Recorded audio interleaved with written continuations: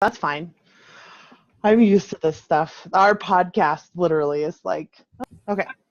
So I'm recording. So I'm Lee Savino, and I'm interviewing Rl Syme.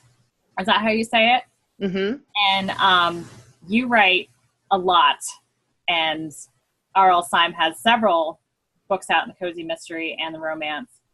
But your background was in coaching and leadership training, and so you take all that knowledge, and I'm sure you applied it to your own life, but then you offer this course, Write Better Faster, which came highly recommended to me by other authors who are very successful and very prolific. And so I took the course, and then I got a bunch of insights, not only for my writing, but for my life, where I realized that I have these strengths, and for the first time, maybe they were labeled strengths and not like annoying. Yeah. And, because usually I'm like trying to tone down certain things, like I'm competitive and I try to tone that down and be nice and sweet. And there's definitely a place and a time for those strengths. But I really realized, okay, you got to unleash those strengths and not hold them back, especially in this career of mine. This is my baby, and I want to be the best writer I can be. And I can't do that if I'm like holding back. Yep. So when was the first time you really, did it happen organically because, you're a consultant and you're now a writer? Did you kind of always apply these productivity measures to your own life and then you started sharing, or how did it come about? Yeah. Because I have this background, and I've been doing it for, 12 or 13 years now. So I kind of just naturally approach life this way. Yeah. And I joke with people, like, my answer is always, well, if you're wired that way, well, if that works for you. Or because I learned, when I first learned about StrengthsFinder, I learned so much. It was very similar to what you said. It was like all of a sudden I realized, oh wait, not everybody's like this, or the way to be good isn't to be like somebody else. It's to be the best version of me that I can be. And I think when I started looking at my career, some of it happened when I became indie, because I had been traditionally published first. And then I moved into being indie, and some of it happened there because then you're a business owner all of a sudden. So it's like, okay, I was a consultant for businesses and nonprofits. And so it kind of coalesced for me a little bit, because all of a sudden I started looking at my career as my own business. And it's like, well, what am I doing? Of course I should apply strengths. And then that sort of, moves on into how do you actually, how are you more productive, but how do you structure your day? How do you structure your business and that kind of stuff? So it was a little organic, but it definitely, it happened for me when I made the transition to being responsible for my own career.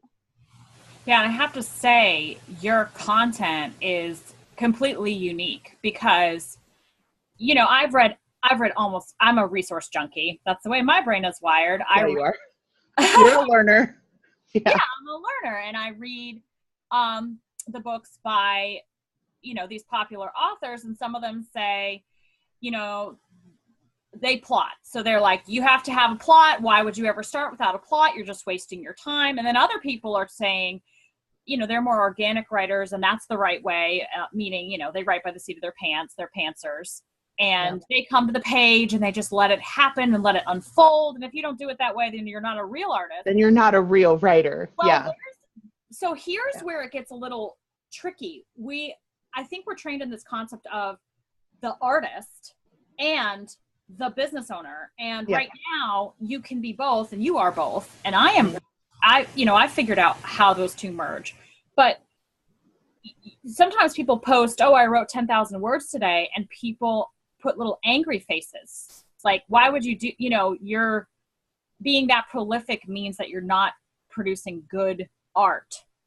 Yeah. And then I read something like Picasso painted 3 paintings before breakfast every day or something like that. Like he was like, I'm just going to paint. And yes, some Picassos are masterpieces, but of the 50,000 works he did, those 50,000 probably supported the ones that came out to be masterpieces. So you have a course called Write Better Faster, and you're saying, whatever your goals are, like, let's apply your brain science to it. And you said your mantra is, well, what's your mantra? Tell everyone again. I mean, like, my mantra is really, everybody's different, you know, like everybody's wired different. And, you know, the Picasso is such a great example because you have that sort of, you know, slow artist model and then the fast artist model, and they both judge each other. Like, people who are fast writers or fast producers think that people who are slow producers are bad, or whatever, you know, and vice versa, because they're judging somebody else's output based on their own wiring. And so, which is natural, it's normal.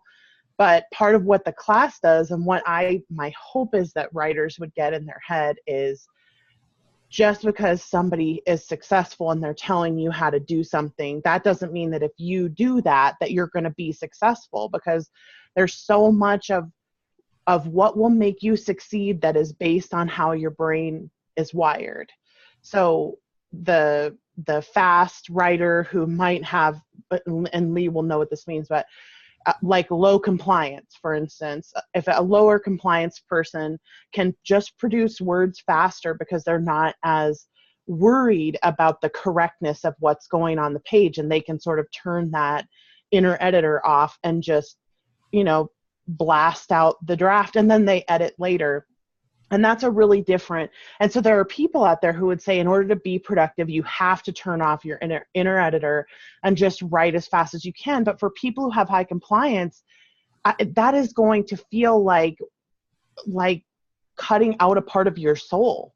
And it's going to actually take them longer to try to turn their inner editor off and write faster than it would be if they just accepted that this is how they are, and then use some of the strategies for how to write with high compliance in order to write faster and then write better at the same time. So it's just, everyone is so different, and you just can't say, well, this is the one strategy to rule them all, you know, because there's no such thing. Right. So your high compliance, I was going to ask for an example, you know, because this is something you talk about in the class. Mm-hmm. And different facets, different personalities, and what works for one person might be the worst thing the other person could do. Yeah. And so you've obviously learned a strategy for someone who has that personality trait of compliance. Mm-hmm.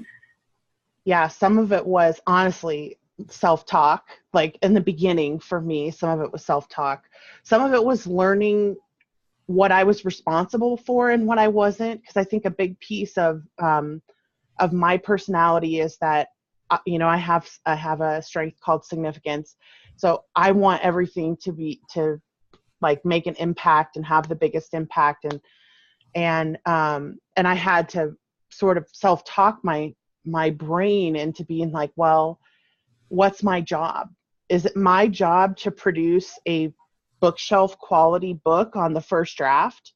No, I'm making the marble block. That's how I talk to myself about it now, is like, I'm making the block of marble, because as writers, we don't have a block of marble that we can just put on the stand and start sculpting. Like, we have to create that ourselves in the first draft. And so a lot of my ability to get around my compliance was by learning what my job was and what it wasn't, and learning what an editor's job was and what, you know what I mean? Like, not holding my first draft to the same level of accountability as I would hold Diana Gabaldon's final draft that ends up on the screen, you know? Right. Which is all you have. You only have your first draft and her final draft. You don't see her first draft. Yeah, like, you don't see them.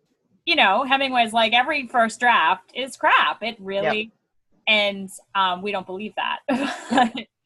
And another example that I asked you about, because I tend to set these high goals, and that turns me on, and that turns out that's a strength of mine, because I don't beat myself up if I don't hit it. I like just take all that energy and I like sprint. And if I get halfway, like if I just get further than I would have without the goal, to win. That's the way I'm wired. Yeah. And one of the ways I finished my first book, I went to college. I went to 4 years. I got a creative writing degree. I worked with a guy whose wife was a Pulitzer Prize winner.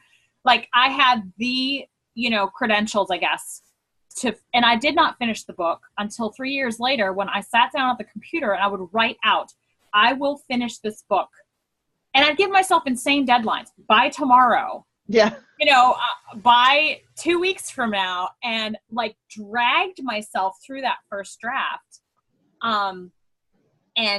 But goal setting and crazy goals work for me. Motivate you. They yeah. motivate. Whereas the flip side personality, especially people who have like a high responsibility or a really super high compliance, if they set a 10,000 word a day goal, and they may not write tomorrow because it depresses them so much that they set this goal. And it's not one way is better and one way is worse. It's, if it works for you, you need to lean into it. And part of this is because, we have this just backwards way of thinking about capacity in this culture. We think that the way to get better is to work on where our weaknesses are. So like, if I'm a slow writer, then I need to work on being a fast writer.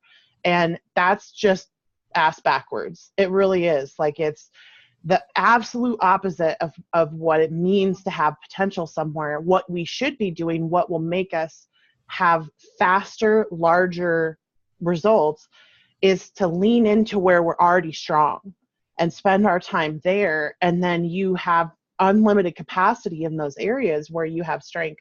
And we call it, Gallup, it's called near perfect performance in these 5 areas, which means that you have the capacity to be in the top 1% of all people in the world in X area. Like, for you, the focus achiever competition combo is like, production levels are going to be where you really are strong. So trying to focus on something else, or like shore up a weakness that you have or whatever, is like, that is such a waste of time. Think of how much better, faster you could be if you spent your time focusing on, the places where you're strong, and let go of some of those weak areas that people keep saying you should do this, you should. It's a waste of time.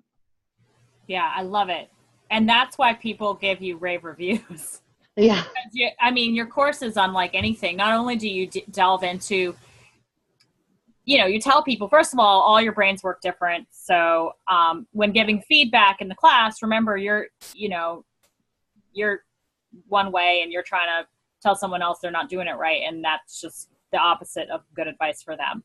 But then you talk about, if you're high on this, if you are low compliance, if you're high achiever, this is what's going to work. And then you give people basically a toolbox for their own strengths. And you do a one-on-one session, which is huge. And, that's like a $300 value right there for an hour. Yeah. With a leadership coach. Seriously. Yeah. And that's what was so valuable. I was like, oh my gosh, for the whole, the course isn't that expensive. And I'll put a link to the course in there if people want to check it out.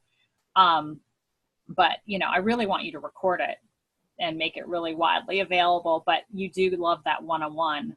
I do. And it's really hard to just give the broad advice to everybody, because then people hear me say something like, because of course I have certain strengths too. And I'll say like, oh, I can do this productivity wise.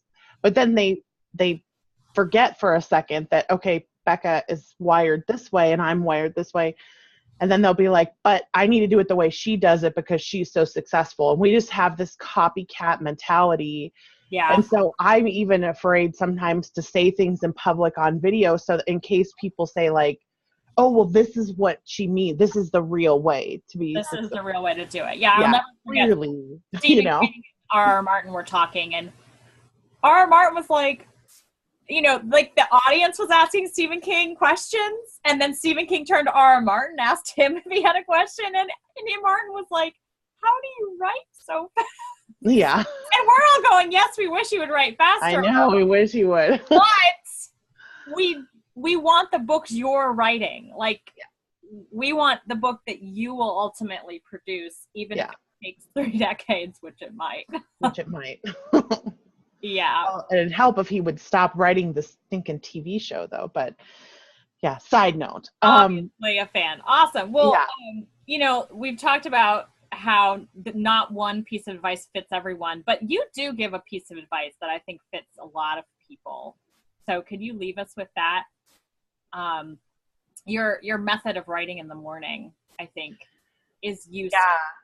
I do feel like that there's one place where I think, because of the way that technology works, there is one thing that I do think works for everybody. Some people do it more easily than others, and that is to write first. Like whether it is your writing first thing in the morning or after everybody's gone, to school, the very first thing that you do when you sit down at the computer, because it's all about what happens to our brains. And we talk about this more in the class, but what happens to our brains the very second that we start to engage with the technology, because technology is made to distract us. Yes. So once we get off on this distractibility cycle, it doesn't matter when it happens. Most people do it when they wake up, they reach for their phone very first and they don't even think about it. And they don't realize that that sets off a cycle of you being distracted for the whole day. And so my goal for people, I think, no matter what they do with their strengths in their, brain wiring, is to understand how susceptible we are to that pull of distraction and to be conscious of when you engage with it and to write before you let your brain go to the place where it gets stuck in the Facebook hole. Right. Because that's a for-profit company that wants your attention. Yes. So then they sell that to advertisers, and they're really good at it. They are so good. They pay people to study how your brain is wired, and they change Facebook every time they learn something new. Like every time you see a Facebook update, I will guarantee you that Mark Zuckerberg has paid a psychologist to figure out a way to make your brain stay on Facebook longer. And that's why they change it. So like all the pictures and stuff that they put on the like buttons and being able to show a variety of different emotions with just the button click, that was absolutely a response to a psychologist who said people would be more engaged if you let them show a higher range of emotions, blah, blah, blah. And like, you just don't understand how insidious this distractibility is and how they're preying on it. And not just Facebook, Gmail, Twitter, Instagram, everybody who can afford to, they know so much about your brain and they are trying to get you to spend more time because that's how they make money. They make money off of your time. That's why it's free. Your attention, right. It's not free. And in the class, you did a great analysis of, the diminishing rewards of Facebook. If you think you're marketing your books and you're really not, you're getting that dopamine hit is what you're getting whenever you see someone like your post. Yes. And it's so because we're not aware of it. And that's the big thing and why I always say right first, you're so unaware of where your attention goes because all of this stuff is happening subconsciously in the back of your mind. And the more you, I've had clients before who will do okay, I'm going to put my phone in the other room, or I'm going to not, or turn it off at night or whatever. And they don't pick up their phone first thing, or they don't click on Facebook. And literally by that one habit alone have quadrupled, quintupled, 10 times more words than they were getting done. And they're like, but all I did was, and I'm like, yes, it is that easy. Yeah. So that's your one thing. I think it's funny because, you're not giving one piece of advice for anybody except for this. And so it's so important. Yeah. And that's really only because, and some people do it naturally. Like some people have already, their brain is so structured that they recognize that they're so self-aware and they do it. But most of us are not self-aware in the way that we. The only time I've done it and I've looked back is when I set those insane goals because I'm so focused on the goal. Yep. Like everything else gets cut out and it just so happens that the distractions get cut out. And I didn't realize what the secret sauce was until I took your class. But Yeah, that is really the secret sauce. If you only do one thing, don't reach for your phone in the morning. Like if that's the only thing you do, write first. write first. Awesome. Well, I recommend everybody take Write Better Faster, and I recommend Becca find a way to make it available so that she's not burned out with 1,000 people taking her class, but she is awesome. She gives you that one-on-one attention. That's amazing. So thank you very much, and I look forward to talking with you soon. I'm going to stop recording. Bye.